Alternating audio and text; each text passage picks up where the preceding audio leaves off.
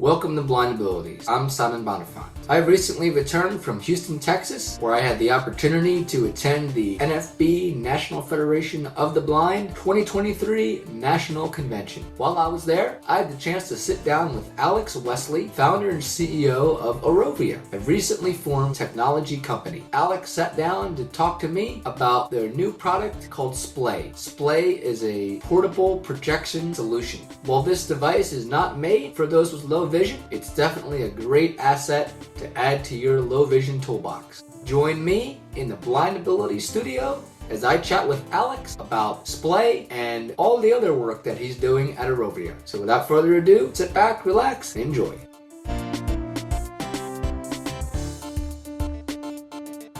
Hello everyone, this is Simon Bonenfant and I am at the 2023 National Convention of the National Federation of the Blind in Houston, Texas, and I am here talking to Alex Wesley of Arovia. How you doing today, Alex? I'm doing well. How are you, Simon? Thanks for having me.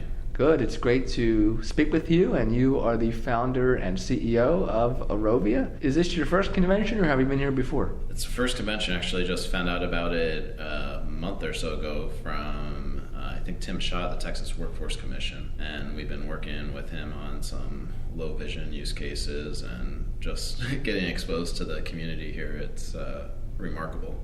Great. It's a really interesting convention. It's very cool to see all the different ways different people are helping each other. Absolutely. Let's start by talking about what is Arovia. I'll give a few minutes going back. So I went to school at University of Rochester with a bachelor's and master's in optical engineering. I always knew ultimately I wanted to have my own company. Growing up, my mom worked for IBM, huge company, and she was a financial analyst there. And my dad worked for Bell Labs and actually invented some of the technology that's still used to check computer chips.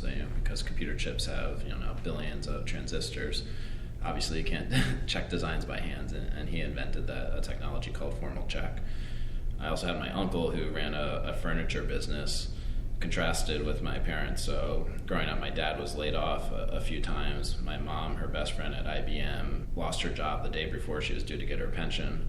So I came to this conclusion that in life, like we're told, go work for a company, it's the safe, stable thing.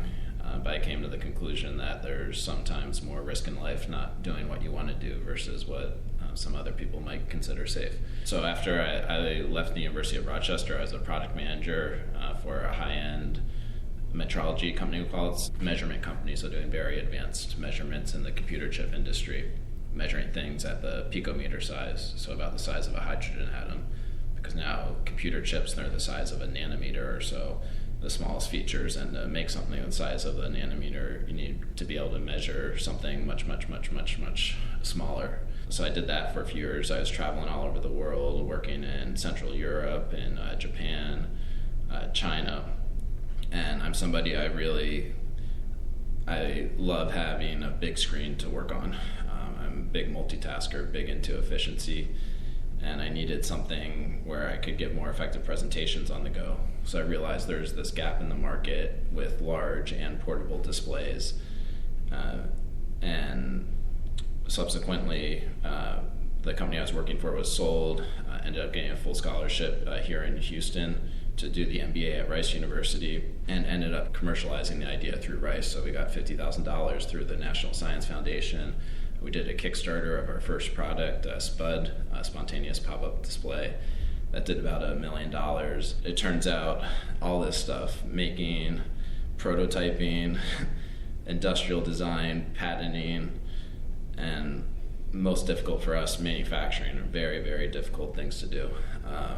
And we had to invent new things. So the way our product works is it basically has a projector that projects over a very short distance, arms that hold up a fully foldable projection screen that you can fold in just a few seconds, and the projection screen doesn't wrinkle and has high quality. And to make all that stuff, there's nobody in the world making it, so we had to develop the processes, the tools, the supply chain for fabrics, for nanomaterials, for optics, for projectors, for electronics, and we're just a 3-person full-time company, so it took a tremendous amount of effort. For our first product with SPUD, there's this one factory that was making a custom lens for us, and I had to take the ferry from one city in China to the other probably hundreds of times, do the quality control, and it was this extremely dark room, because that's what you need to categorize optics. It was a black tarp in southern China, so extremely hot in this room because there's a new factory and they didn't have their air conditioning working yet. And it was literally, the conditions were so bad that these Chinese factory workers refused to work in it, so I had to do all the quality control myself through the summer. Just a lot of effort to get the product going. But we've shipped Spud, to really happy customers. Only had 5 refund requests out of the 2,000 that we shipped. We were on the Today Show with that. We were on CNBC, and we're just releasing our second product now, Splay, which can also be used as a projector by removing the screen. And we've pre-sold about $500,000 of that so far, and now we're just starting to ship and build up inventory and figuring out how we're going to scale the market.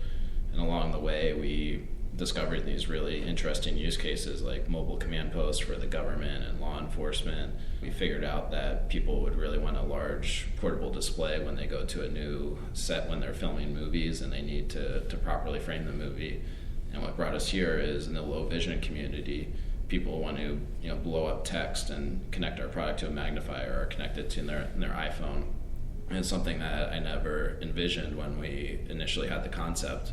But as we get the product out more and more, people are using it in ways we never envisioned, because it's a completely new type of product. And that's a really fun part of doing what we do, is just seeing all the different cool ways that it could potentially help people. That's terrific. And yeah, one of the things that I noticed when you were talking about this, I know that you had the idea from your use case of wanting to work with bigger screens, but when did you get into this idea that it could help the low vision population? Was it something that you came to find later that would help and benefit? So when we launched our first product, Spud, there was one of our ardent supporters was a woman named Maya, who I think she was a art teacher in San Francisco, but she was low vision and really ardent supporter online. So we had an initial clue there, and how we got where we are and talking right now, it's kind of a blur for me.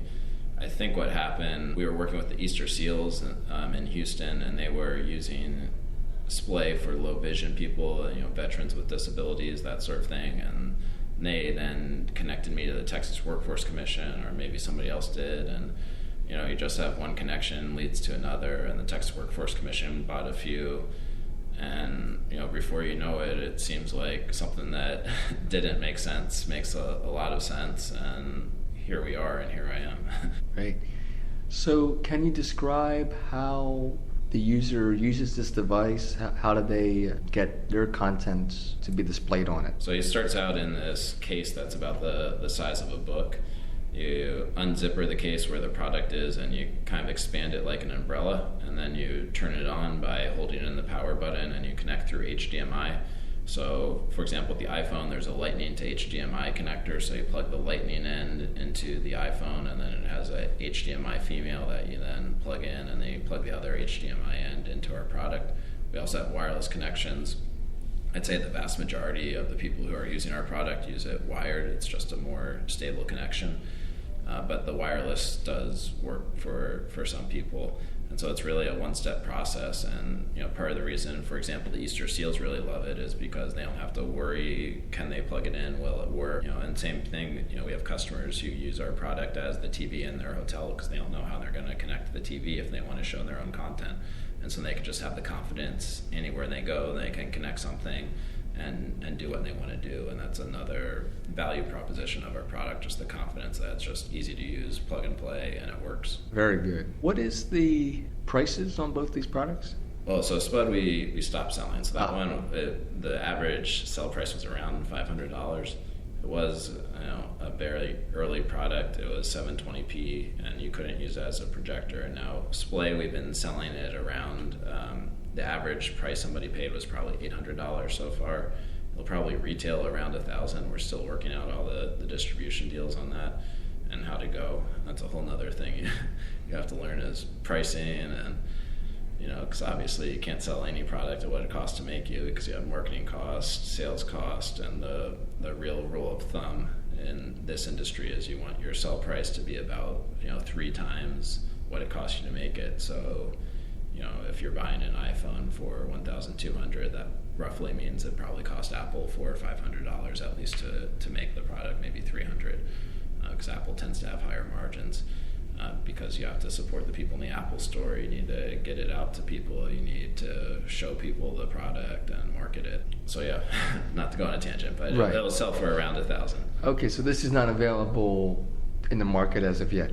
We just have pre-sales on our website, so we have an NFB exclusive discount. I think that's that we'll be sending out post-conference for people who stop by our booth. That'll be around $750. We're starting to ship in August, so next month. Oh, terrific. And then after, it's a really exciting time. And it's really cool that you be at this conference and see how people are excited. Like, we know we have a good product that people like, and we're really excited to get it out there. Great. What's the reasoning behind the name of Arovia? Where'd that come from? So it's Latin to grow, but frankly, my dad, before he passed away, he gave me this book from a guy, Kawasaki, who was Apple's lead evangelist, and he had all these rules for startups, and one of them was you should try to have your company start with an A so that it's the first in the listing. So we used a startup name generator, but Latin for to grow kind of works because the product grows in a sense. It goes from a small thing to a big thing, and we're trying to give people the freedom to do more and more places. And so I think that moniker aligns with what we're trying to do. Yeah, I was going to say, not only is it in the product, but you're also helping people to grow too by using your product. Yeah, I think that's built into us. We want to give people the freedom to do more and more places. Freedom to explore. Like for you personally,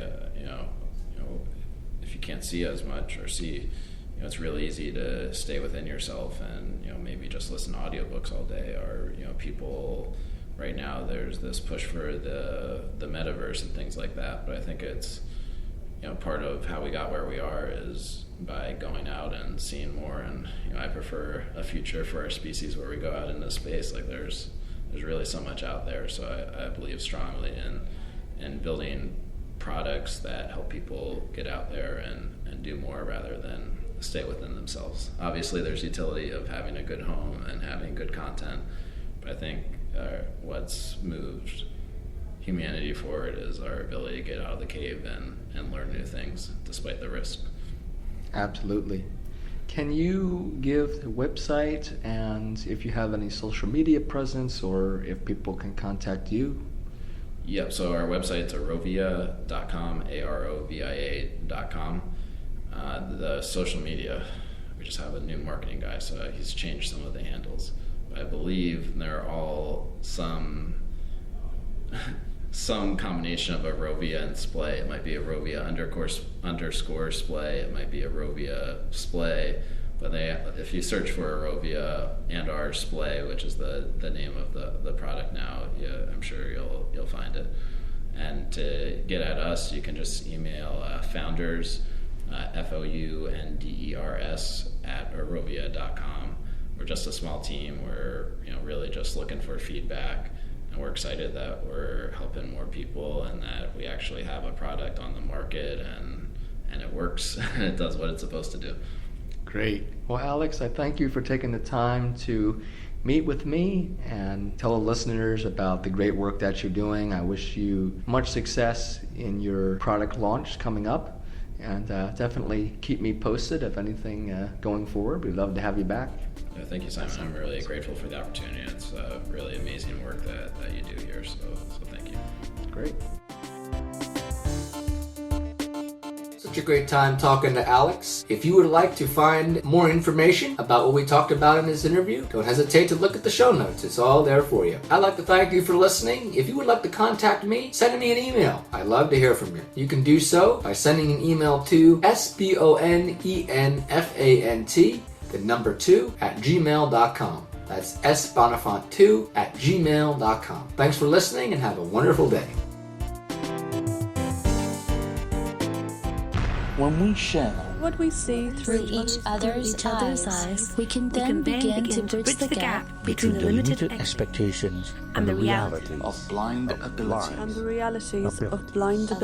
abilities.